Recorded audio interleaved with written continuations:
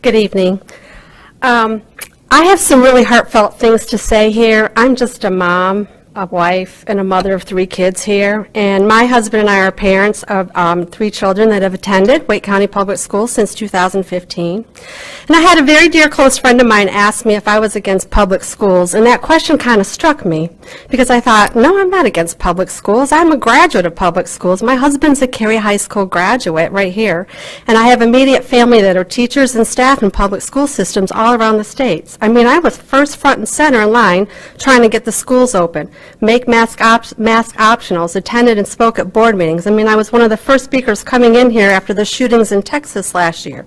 I've emailed elected officials and board members on school policies. You see, I've been trying to get my kids in school with a sense of normalcy since 2020, since they were in 3rd and 4th grade. And now, since then, we've watched our daughters struggle in math.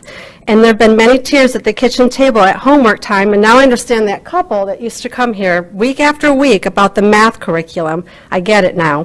Permission slips are still coming home that they have the right to mask our children.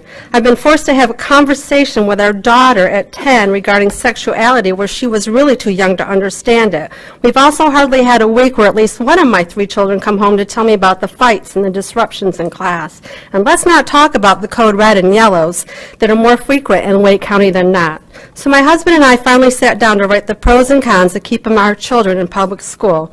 And the result was the only thing keeping our kids in school was their friends. The cons are the lack of school safety, disruptions in class, school government overreach, subject matter being taught, non-age appropriate books, decline in academics, busing, which is why we carpool, and no textbooks or curriculum sent home. So about 6 months ago, we started researching other options, particularly homeschooling.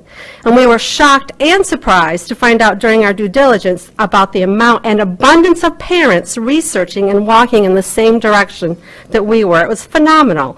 It was clearly apparent we were not alone. I was even more shocked to find out that many of the co-ops are capping, and quickly, due to the rapid increase of enrollments, and this really surprised us.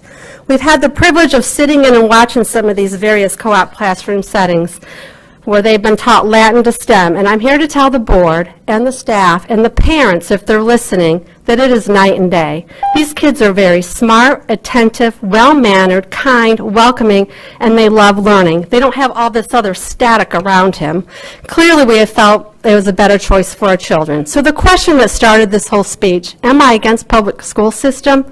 The key word is system. I really wish public schools were better, but until the system is changed and we're pulling our 3 children out. I'm disappointed that all this time I was trying to keep my kids in school when in fact I should have pulled them earlier from a ship that I think will sink if these policies don't change.